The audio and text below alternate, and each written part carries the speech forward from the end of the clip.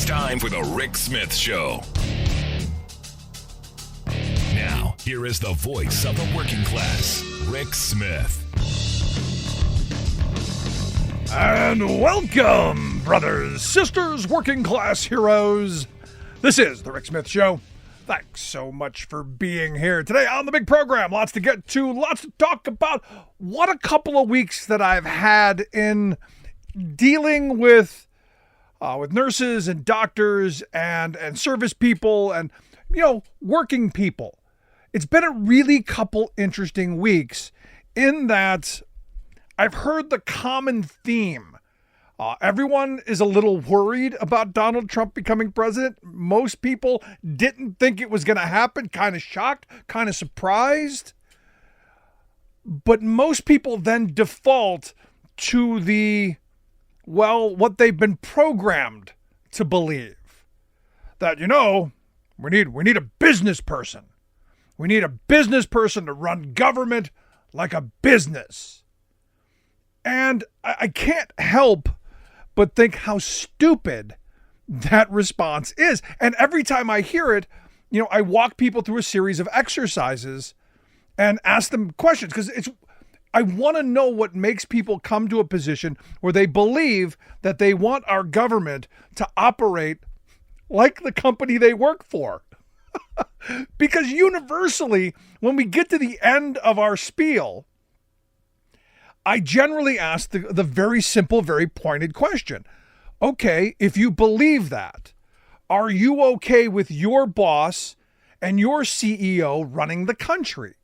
Is this how you live your life, how you work every day? When you come in here every day and you give your blood and sweat and tears, is this all around you what you want out of your government? And universally, I get this deer in the headlight look of, I didn't think of that. Because none of them are thrilled with who they work for. None of them are thrilled with the way things are operating. None of them are thrilled with the responses that they believe that they gave me minutes ago being in the hands of corporate interest. And I've compiled some of those. Because universally what I get out of people is, we'll operate government more efficiently. We're told business operates much more efficiently. They deliver better services, better quality services. They reduce waste, fraud, and abuse. And, if businesses were running things, they would use the taxpayer dollar more efficiently, more judiciously. And I'll go, okay, give me another one. Well, they like the idea of balanced budgets because it's like they think that they're at home, and budget deficits, fiscal responsibility, and to a degree, small degree, corporate America might bring, no, never mind. Most of them are deep in hock. They also believe that accountability would be brought by having a CEO, a dictator type, making sure everyone's accountable because they believe that a business model emphasizes accountability, performance. My favorite, my favorite, meritocracy. Oh, more transparency. Oh, you've heard it. More responsibility, all of that. They also throw out their innovation. We're going to move at the speed of business. They're going to be more creative in finding new solutions. Because they do believe government's broken, and I don't disagree. And we'll get to that. Another one I've heard is, they'd be more responsive to us. It would focus on responsiveness to the. And I say, okay, have you tried to call customer service lately of any corporation in this country? And I get a head down look. The other response I hear is we're going to reduce bureaucracy. It's going to be the red tape. We're going to cut through the red tape because bureaucracy, slow, cumbersome, don't get things done. We need to move at the speed of business because the business of business is business.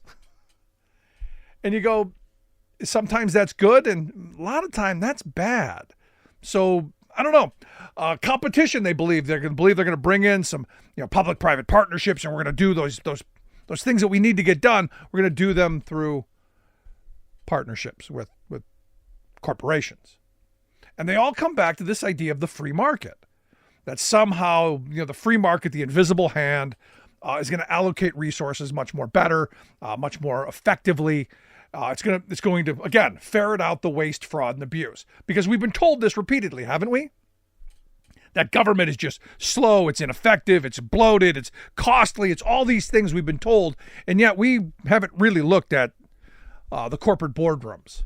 We haven't looked at the amount of waste, fraud, and abuse in corporate America. You know why? Because we can't. Because it's mostly done behind closed doors without any accountability, which is, again, what we're told business-like structure would bring us. Another one I've heard is, well, we need to decentralize. And I'm going, are you sure you want to run like a business trying to be decentralized? The idea of having local municipalities and local authorities, allowing them the autonomy to make decisions based on the community's needs, which I'm all in favor of, but that's not the corporate structure. Have you not seen our franchise system? Have you not seen the fast food industry where it's all the same all across the country? No deviation, no decentralization, no, hey, do what's in the best. No. And my favorite, we need to run the country like a business argument is, well, we're going to get lower taxes because businesses are going to compete. Or somehow the government's going to compete. I don't know with who. But it's going to lead to lower taxes. We're going to destroy that invisible room that's titled waste, fraud, and abuse. And it's going to free up, all these huge tax breaks to come back to working people. And to that I go, have you not gone grocery shopping? Have you not seen what corporate America has done for us? Have you seen the inflation of the last couple of years? That's corporate America doing that. That's not government. As much as we're told Joe Biden did the inflation, he flipped the switch. No, that's corporate America.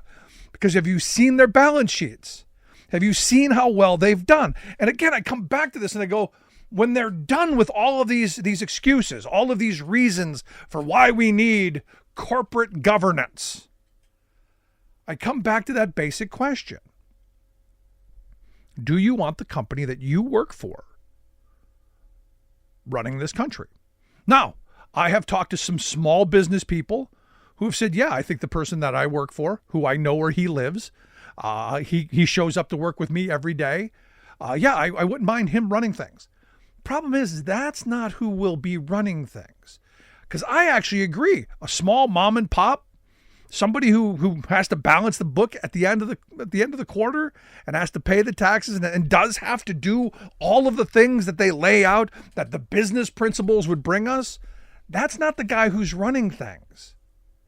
The guy who's running things are these corporate CEOs who have crushed competition, who have crushed innovation, who have crushed anything that gets in the way of their profits. Because what we know, and we know this, and this is where I come back to where, okay, you said you want corporate governance.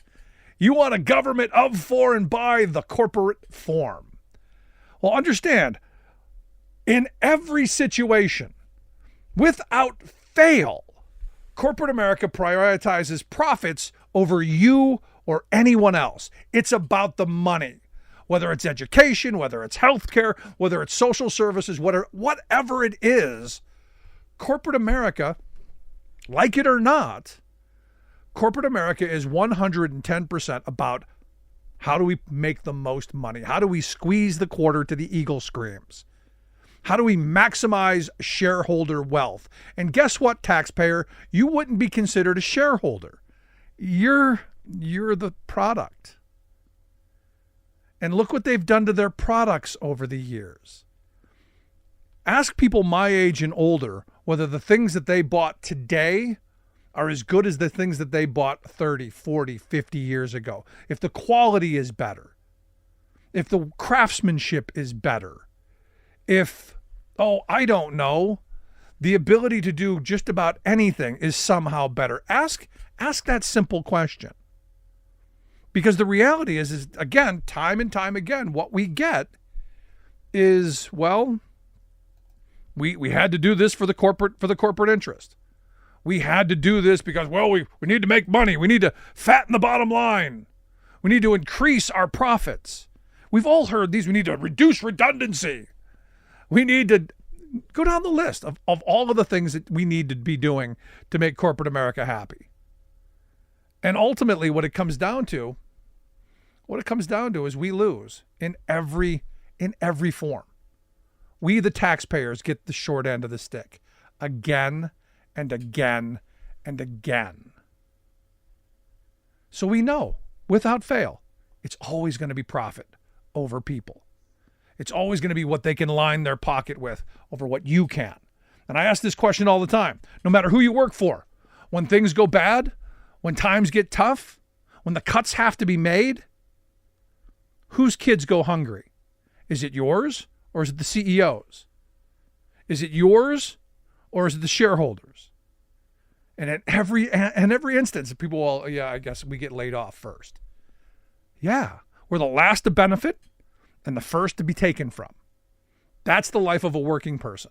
So to have a working person tell me, gee, I want that in my government, kind of frightens me. Because what we know with corporate governance is cost cutting would be, well, that would be front and foremost. How do we make the engine run faster? Not better, but faster. How do we churn out more stuff? And it doesn't even have to be good stuff. So that means no job security for working people. That means at-will employment. That means gig kind of workers. That means all kinds of stuff. And, the sad reality is we're in a position where unless we're ready to suffer in that way, we're going to be kind of screwed over. And again, every person I talk to about this, when you lay it out in a different way of, well, I just want business to run, they kind of come around. Because understand, businesses in this country anyway, their focus is the next quarter. Their focus is the next business report. Their focus is the next day's stock ticker. Their goals are short term. Their goals are right now. They're immediate. How do I line my pockets right now? And what we know, and we're seeing this with a lot of big companies, they haven't invested in new technology. They haven't been innovative. They haven't been on the cutting edge. Their infrastructure is crumbling. Their ability to meet their customers' needs are crumbling because they're looking for the cheapest product. They're looking to find, hey, how can we outsource? How can we use AI? It's not about making lives better. It's about making profits better. So with this short-term kind of thinking, what do you think they're going to do to healthcare or education or infrastructure spending in this country or basically anything that has a long-term focus? The thing that government has that businesses don't really have is the ability to go, for the next 100 years, what kind of investments do we want to make? Do we want to build an expensive bridge to nowhere that could eventually lead us to somewhere? Or do we want to take that resource that we would have used connecting those places and hoard it now?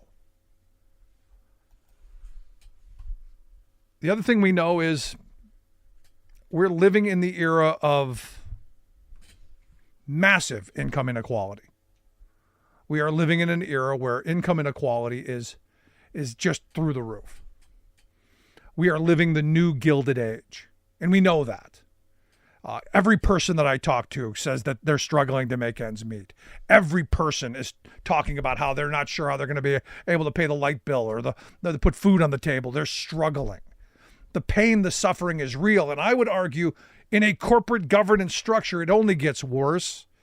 Because corporate governance only exacerbates income inequality by, of course, prioritizing the owners and the shareholders and the stakeholders at the top other than those at the bottom. And I tell you, look at the trickle-down economic theory that they've thrown at us.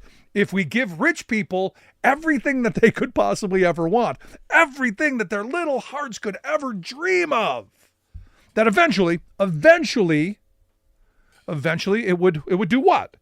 It would trickle down on us, right? It would come down, it would rain down like manna from heaven. It would be great. It would be the greatest thing since sliced bread. It'd be fabulous. What actually happened?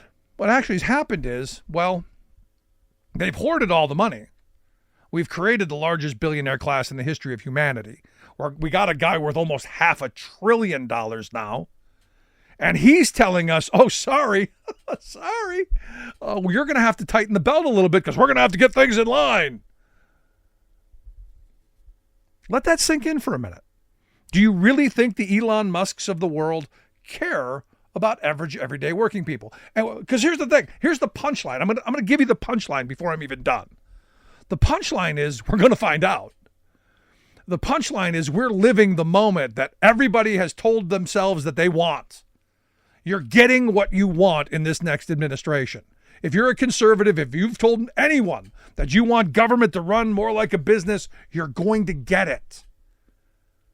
And that means the poor, that means the marginalized, that means the vulnerable, that means people who are on the edge. You're all done. We're cutting those off. Medicaid's going to get cut. Medicare is going to get privatized. All of those things that conservatives have been up nights dreaming and fantasizing about, they're going to be moving on because corporate CEOs are going to be running the departments of our government. We are getting really, honestly and truthfully, the very first corporate governance systems in this country right now. And we're going to get to see it firsthand. We're going to get to watch the carnage and how these folks who tell us we believe in accountability, well, lead us down a path of less accountability, less transparency, less oversight, and more, I would argue, of undermining the public trust and the entire democratic process. We're in for quite a ride. Not to mention, we're going to see more decline in services. If you think things are bad now, wait till you put a profit motive on top of all of this. It's only going to get worse. And we're going to privatize what's left. I mean, you stop and think about all of the things that we've privatized over the years. I mean, it's really fascinating. You know, I've often talked about the parking authorities. I've often talked about, the turnpike systems. I've talked about how they've privatized parts of education, how they've gone through a lot of the schemes to get what used to be the commons, what used to be our stuff, and put it into their hands.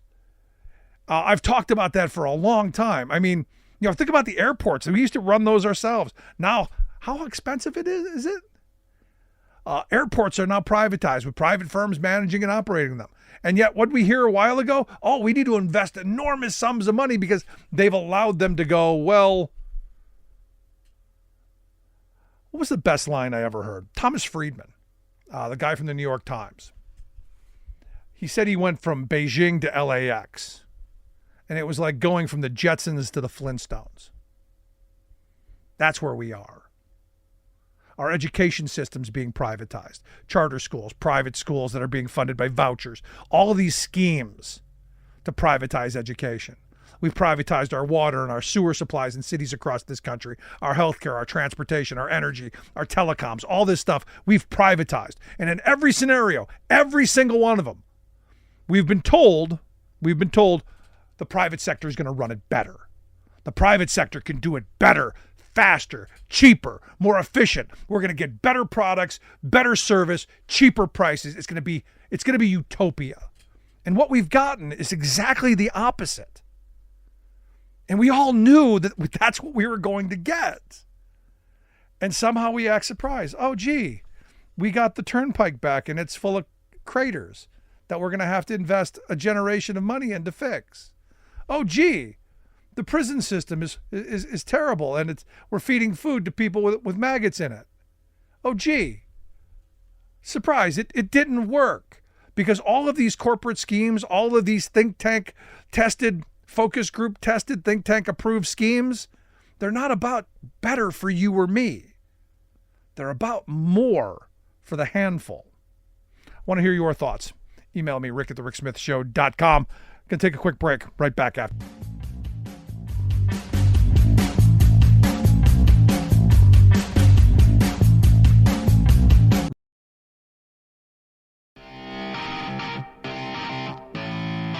Welcome back to the Rick Smith Show. Now, here is Rick Smith. So the reason I bring this up, and again, I'm tired of hearing people talk about how much they want corporate America to run things. And I don't even know where it comes from on a logical position. Because, as I said at the beginning, this idea of running corporate America, like of corporate America running our government, is just incredible to me, because I know so many working people who seem to think they can run the businesses that they work for much better. And it's curious to me that this has taken hold. Now, is it the only alternative? Is it one of those situations, well, we don't like what we've got, so let's try something else, and the only other alternative being the corporate form? I disagree with that. I think that's the worst possible outcome. Because what we're going to do then is, as I said, the people who aren't the fortunate, the people who are on the margin, well, me as a kid, I'll use myself, since we always bring things back to, in politics, back to our own situation. Growing up in a housing project with the child of a single mother, in a situation where there was not a lot of opportunities for her. Public housing has pretty much been all done away with. Food stamps have been really hard to get for low-wage workers. And healthcare, virtually impossible for a lot of people. In fact, I saw something in Texas. The number of people in Texas that go without health care is just astronomical. And yet somehow we want those to be our principles. So what's left of the social safety net, done, gone, over. And what was interesting, I had a conversation with a relative. Big Trump supporter. Big Trump supporter on Social Security and Medicare. And we were talking about my current situation and how fortunate I am to have Teamsters health insurance, and how, thank goodness for the union negotiating these benefits, that I have something that's been very, very, very helpful to me and has made my life a whole world better. And I said to her, well, what do you pay for healthcare? Because we were going through some of these conversations. Well, I have Medicare and I pay like $183 a month or whatever the number was. And I said, well, you have traditional Medicare, right? And she goes, oh, yeah, no way I would get one of those Advantage plans. Those are garbage. And she's going on all of the things that are wrong with Medicare Advantage, which I'm like, yes, there's hope for you. Because you see what corporate governance gets us. Not great. Great sales pitch, good commercials, little sweeteners, little trinkets and toys, but ultimately the end of something really great. She's like, no, under no circumstances would I get rid of traditional Medicare. I go, here's the sad part. You may not have a choice, because we're already over the halfway. We're on the other side of the hill towards total privatization. And I said, look, I predict Trump and obviously RFK Jr. and Musk, especially with the little Doge boy. I assume that's the number one thing on their list. That's on their wet dream list. If Doge Boy had a fantasy, that's what it would be. Let's kill off Medicare, privatize it, profitize it. And oh, by the way, who would be the large holder of Medicare Advantage plans? Well, we already know who it is. It's United Health Group, the company that denies 32% of the claims. And this is what I brought up to my relative. What happens when you get United Health Group or someone like that, or someone worse? When that happens, at your age, can you live through a couple of denials? At your age, 6 months of fighting to get treatment that you need? Could that end your life? And the light bulb kind of came on. So for me, as I've been saying from the very beginning, the day Trump won, I've said the same thing. The solutions that are going to come out of the savagery that we're going to have to live through. Because again, and one of my favorite Winston Churchill quotes is, Americans always do the right thing after doing everything else first. And it's apparent to me that we're going to have to do everything else first. And the pain and suffering that's going to come out of that, the struggle that's going to come out of Doge Boy and Ramaswamy And their wet dream list is going to be pain and suffering for the elderly, for the working poor, for the marginalized, for the people who are on the edge.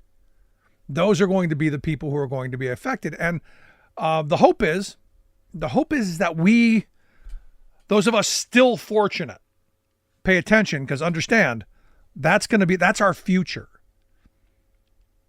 Because I look at my relative, never took a government handout, never wanted anything from the government, but wanted Medicare, wanted Social Security, worked their life for it, planned on it. When that goes away, because understand, they call them entitlement programs. When they destroy the entitlements, and yes, that is you, Granny, there will be pain and suffering. And when Granny dies because, one of the insurers, the private insurers, one of the non-government insurers says, we're going to deny this, can Granny last 6 months? This is the world we're coming towards. And again, I go back to business is in the business of making money. Their product is secondary. They're in the business of enriching shareholders. They're in the business of lining their pockets. They're in the business of wealth creation, not providing you good service. So the next time someone goes, I want government run like a business, ask them if they're okay with the company that they work for running the country. Do you want your CEO running our country? Do you want the operation that you live in every day? Is that what you want for the entire country? Is that the mission? I want to hear your thoughts. Email me, rick@thericksmithshow.com. Let's take a quick break. Right back.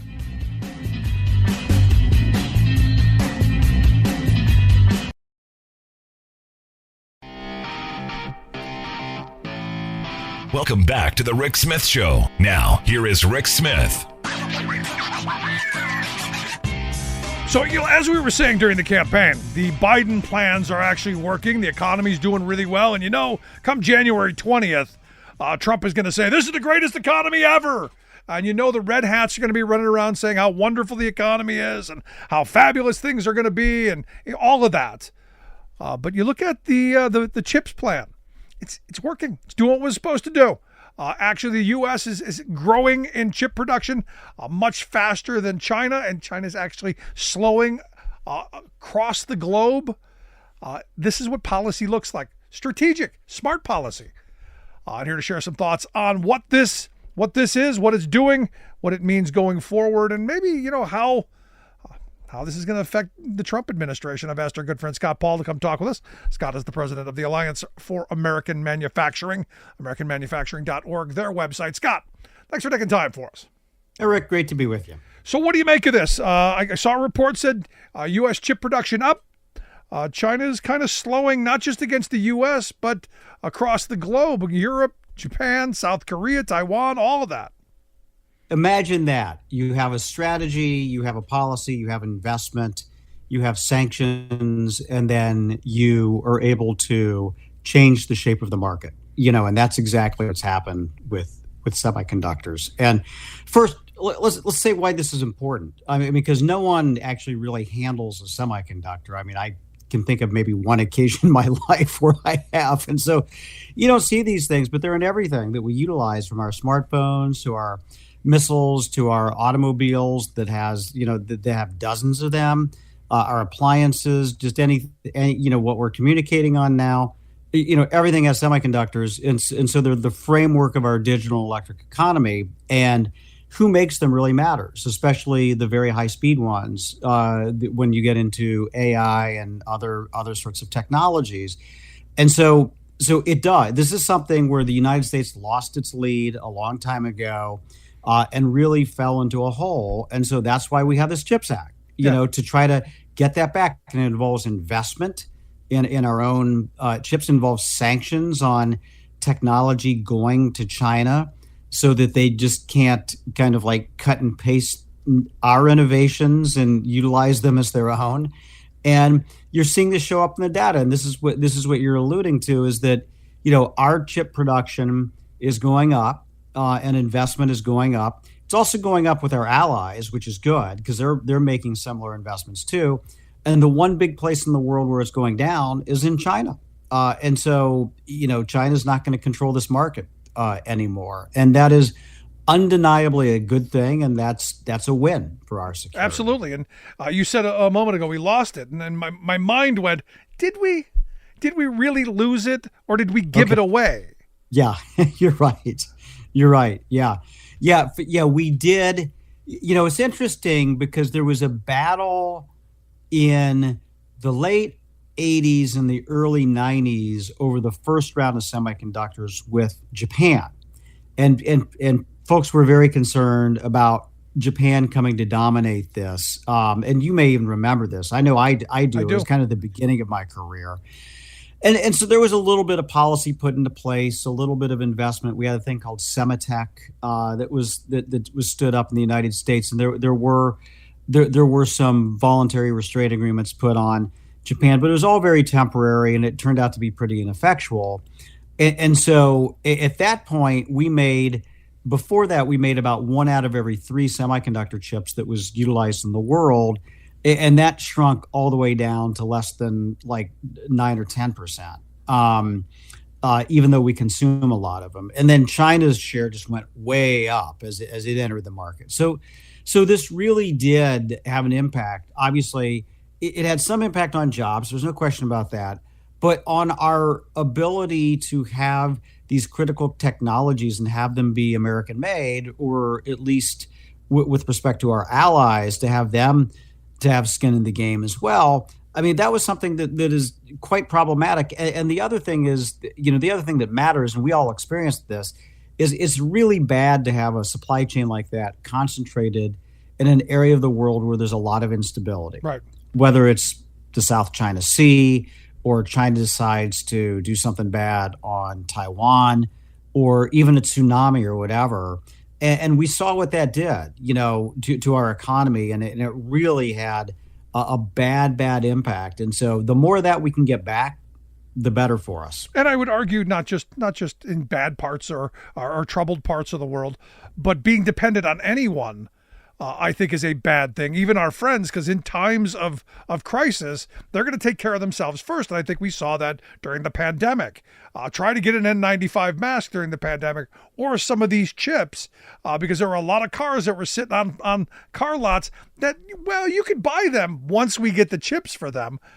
So I hope we learned a lesson, and I think that's what the Biden plan was really all about. And I see it as something that's working. It was smart policy, and I think it's working. Yeah, you're right. And so you said, we gave it away once, and we did. And we did it because of free trade, and we stopped investing in it, and we stopped caring about it. I'm using the royal we because a lot of us did care about it.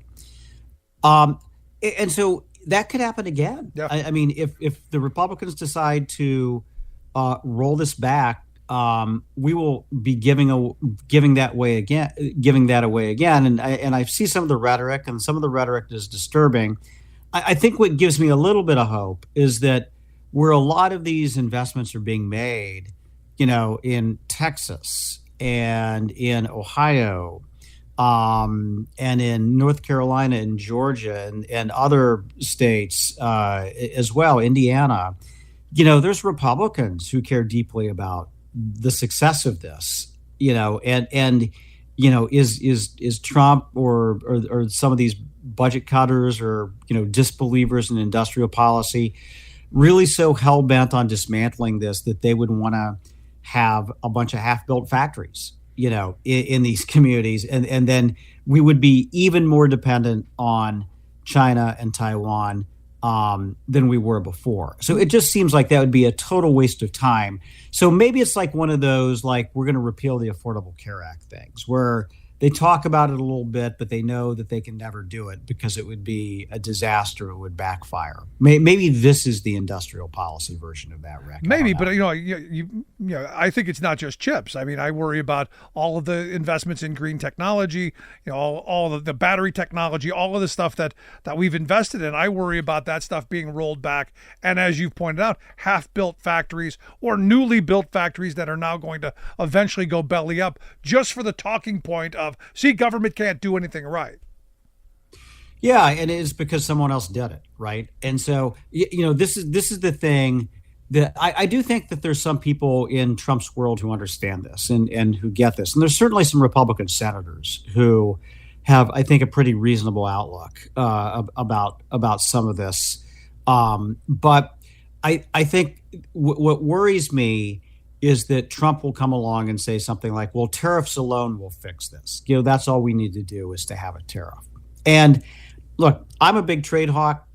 I'm a believer in utilizing tariffs as a instrument of our economic policy, both to get rid of unfair trade practices, to help level the playing field, and to help reshore critical industries. I believe in all of that, and I've supported a ton of tariffs along the way. But I will also say that it is not a holistic strategy. That alone is not going to fix a lot of things. And so if you do it in conjunction, kind of like Biden did, where he had tariffs on a lot of imported semiconductors at the same time that we're building up our own industry, that can work. And so maybe Trump will never say that and keep that going. But yeah, tariffs alone are not going to be enough to make sure that we're manufacturing semiconductors in the United States. It takes a holistic policy to make that happen. No, I'm with you. But for me, just from a national security standpoint, I don't want our smart bombs, which need these chips to be smart, to be manufactured anywhere but here. Because, during a time of war, I don't know that we're going to be able to call up China and go, yeah, we really want to bomb you, but we just don't have the right chips. Can you send those over? I just don't know that that's going to work. Yeah. I mean, how many movies have you seen where some enemy is able to disable all of our devices at one time, right? Or our infrastructure or stuff like that. And you see you think that's fictional, but there's a little bit of truth in there, right? Well, I remember the whole Huawei discussion. With our military not using communication tools that were made in China. Seems rational, seems reasonable to say maybe we don't have a potential enemy have access to our communications because they somehow manufactured a chip that will send them a signal as well. Maybe I'm just being hyper paranoid and hyperbolic and all of that, but I'd rather err on the side of caution. Look, I agree with you. And we know, from like smart cars that not, if it's made in China, unfortunately, we don't have a lot of made in China smart car kind of electric vehicles in the United States, and hope to keep it that way. 90% of the data they collect goes back to Beijing, and so what do they use? What do they use that for? No. At the same time, we know that China's got a lot more sophisticated hacking, and they got deep inside our Treasury Department. They've got deep inside our utilities. They've gotten deep inside our telecommunications networks, and we're still trying to figure out how deep it was. So this isn't just like some dude on a couch, in a basement doing stuff. These are sophisticated attacks made by military units of the People's Liberation Army that are doing this, and that could be really bad. We just want to, and this is again not about just like hating imports in general. This is like we do not want to give the keys to the kingdom here, right? And we want to make sure that at a minimum we're trying to deter the worst things from happening, and so that's why we have the chips policy. That's why we need to be vigilant about this and to do some tariffs as well. So you've talked about tariffs a bunch here. Trump ran on universal tariffs. We're going to tariff everything in the country. Going to have a tariff on it, no matter where it comes from. Even Mexico, because Mexico is going to build the wall and pay for it. And tariffs, I guess, are going to be the new wall. What are we hearing on the universal tariff plan? Well, it's been reported that some of his advisors are developing a plan that would have broad-based tariffs, but only on strategic goods, right? So they'd apply to some goods in some countries, but they'd be what are called like strategic goods, like things that we need for the next generation of technology in the United States that are important to our national security, that are important to our economic security or to a lot of supply chains. And so that's a pretty big list of stuff. But it probably doesn't include things like avocados and coffee and bananas, stuff that we just don't make a lot of in the United States, but that, people like to consume, and why raise costs that way when you're going to have tax breaks that are going to be disproportionately for corporations and the wealthy, unless you want to redistribute in the wrong way, right? So I do hope it's strategic. Now, Trump, I apparently on Truth Social walked it back and said, no, I'm for the universal tariff, probably to increase his bargaining power in all of this. But I do believe we should use tariff policy to try to achieve other economic goals. I'm all for that. Again, to try to rebalance, I'm all for that. To try to defend strategic industries in the United States, I'm all for that. And also to push back against unfair trade practices, I'm all for that. And Absolutely. So if a policy kind of meets those standards, then I'm willing to take a look at anything. And look, I'm happy to hear that maybe Trump has, I don't know, found a bit of strategy. Maybe flying by the seat of the pants isn't going to be the second term. I'm looking at the first term, and I remember the great healthcare plan we were going to get that nobody ever saw, and I look at a lot of the plans that were supposedly out there, and all they were blank pieces of paper. I'm thrilled to hear that there's some strategy because maybe having a strategy is a good idea. Better than a concept of a plan, right? So. See, that's what I'm worried about. We've got a concept of a plan and not actually understanding what that is. But I'll tell you, there's part of me, Scott, that goes, I hope he does what he says he's going to do. And there's broad pain and suffering, and people wake up to the reality that having someone who claims to be a businessman running things like a business, especially when you're talking about government, is not a great thing. Yeah. I'm just gonna respectfully disagree with you, because as someone who wants a more aggressive trade policy, if he goes out and does all those tariffs and then for some reason it does backfire because it's too much all at once, then I think that's bad for like the fair trade stuff. And I don't want to make people more neoliberal and free trade again. That is not what I want to do. So I completely agree with you. But no, where my mind has been is, clearly we need to learn the lessons the hard way. Because, one of my favorite Churchill quotes is Americans always do the right thing. After doing everything else first. And we've been doing everything else first. And maybe eventually, after doing even more of everything else, we'll get it right. Yeah. Yeah. And so I do want to say, the tariffs that were applied in his first administration on steel, aluminum, and on China, I mean, you could agree or disagree with them, but there was a process. There was a rationale for it. There was and so it was one of the more orderly exercises that had a positive impact for some people in the United States and was pretty benign otherwise. And so my hope is that they can build on that and remember what happened rather than doing like Trump marching down one day and says, we're going to do the across the board, let's get it going. Because I don't think that would be good. No, I don't think it. I think the pain would be very deep and very real, and I agree with you on that. So, last question I've got for you: as you're watching his team be assembled, do we have much faith in that there's going to be a strategy on trade policy? Do you have much faith that? Because I know you were a big fan of his last trade advisor. Do we have a sense that potentially same kind of team?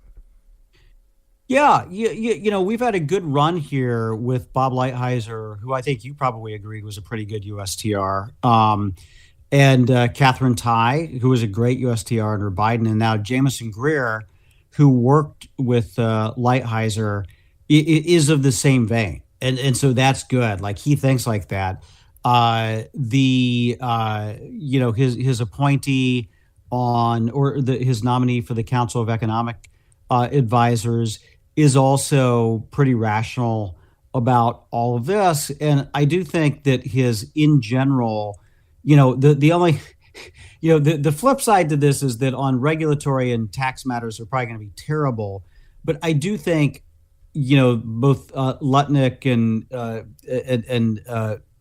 Bissett are going to be, are going to favor a trade and tariff policy that is going to achieve Trump's goals without, going overboard. I mean, I think that is a possibility. I don't know what kind of odds I assign to it, Rick, but I think that it's within the realm of the possible.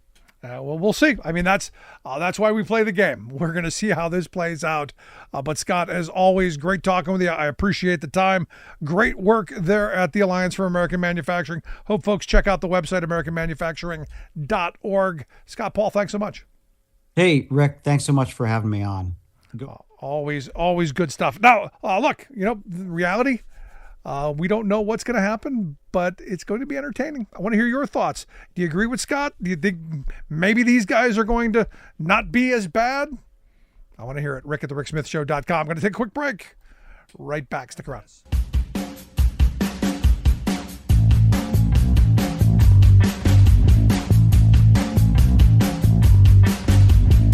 I'm Rick Smith, and this is Labor History in 2. On this day in labor history, the year was 1980. That was the day that President Jimmy Carter signed into law the Chrysler Corporation Loan Guarantee Act. The act allowed the federal government to guarantee up to $1.5 billion in loans to aid the failing Chrysler Corporation. The car giant had to find private financing for the loans, but had the promise of the federal government's backing. In the late 1970s, high gasoline prices had hit the domestic automobile industry hard. Japanese and European car manufacturers were increasing their market share by producing smaller, more fuel-efficient cars. By 1979, Chrysler's annual losses had soared toward $1 billion. In his remarks on the signing of the law, President Carter said, "It's important to have Chrysler preserved as a viable, competitive entity, not only to protect the jobs involved, but to protect the competitive nature of the American automobile manufacturing industry in its competition with foreign suppliers, and in the provision of good products at a competitive price for the American consumer." Officials from both Chrysler and the United Auto Workers helped to hammer out the deal in Washington. The loans helped save Chrysler, and the company did pay the money back. In 2008, the auto industry companies were once again helped by a federal bailout. Many working people have noted that the federal government seems much more quick to help corporations who fall on hard times rather than regular people. Folk musician Arlo Guthrie wrote a song capturing this very idea. I am changing my name to Chrysler. I am going down to Washington, D.C. I will tell some power broker what they did. Iacocca will be perfectly acceptable to me. I am changing. Like what you hear? Check out more at laborhistoryin2.com.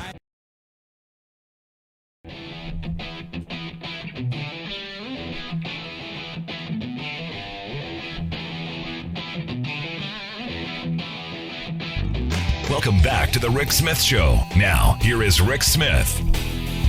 So I'm sure I'm going to get some you-know-what from people going, how dare you talk nice about Donald Trump? Look, the reality is if he's going to put reasonable people into reasonable spots, I'm going to give him the credit for doing that. Do I think bad things are coming? Absolutely. I think it's going to be a giant S show going forward. I think working people are going to be the targets.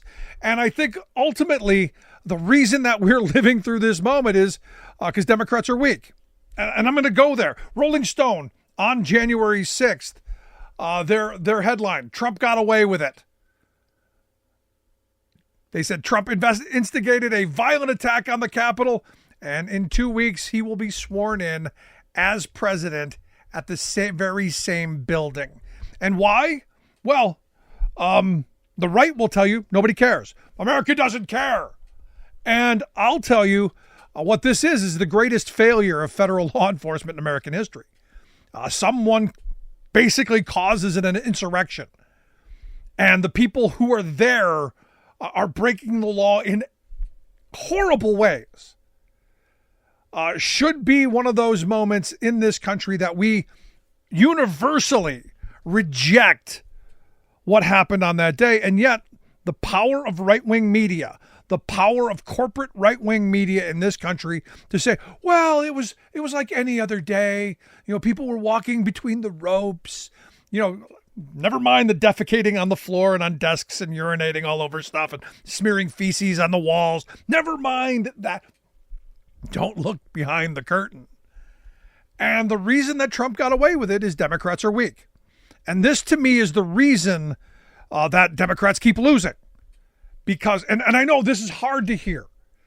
Nobody wants to go, yeah, the Democrats are weak. And I've always said this. You know, Democrats are the people who in a street fight will offer to hold your coat.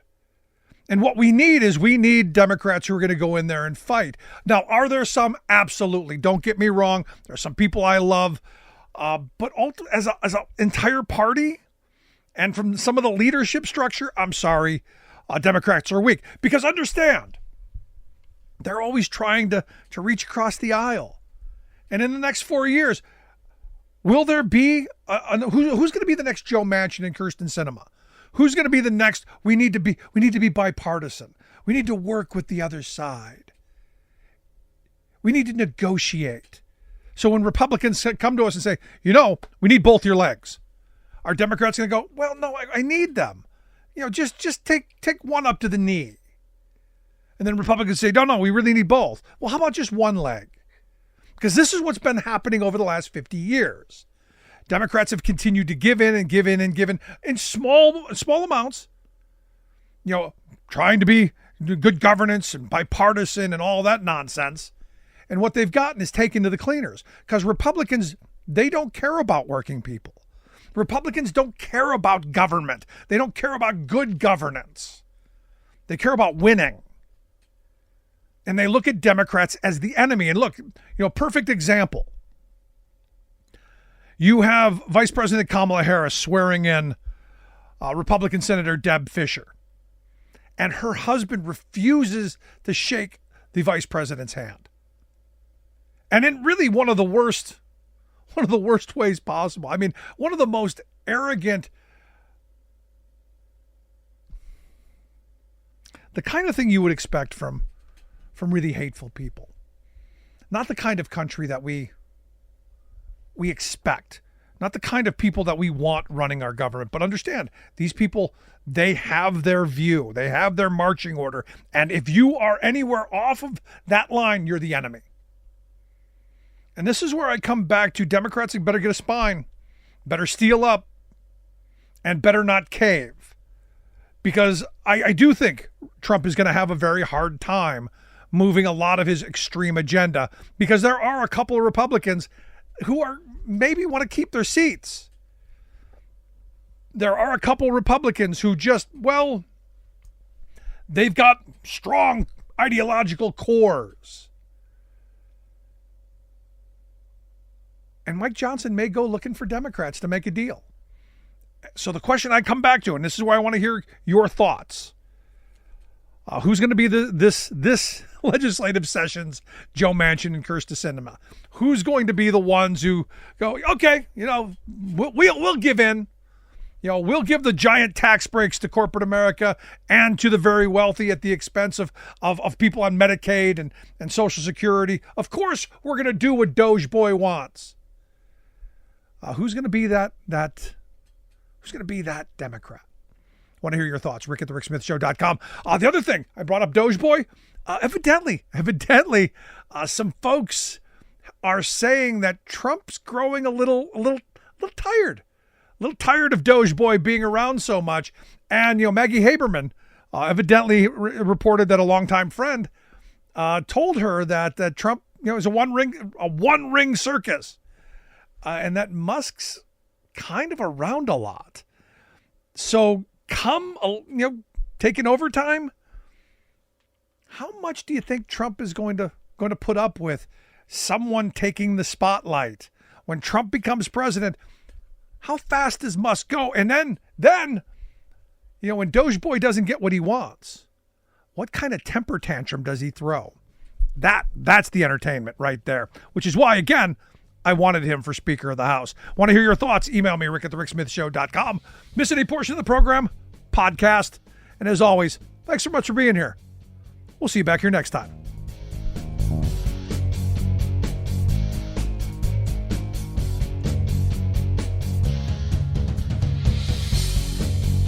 You've been listening to The Rick Smith Show. Email Rick at rick@thericksmithshow.com. Until next time, this has been The Rick Smith Show, where working people come to talk.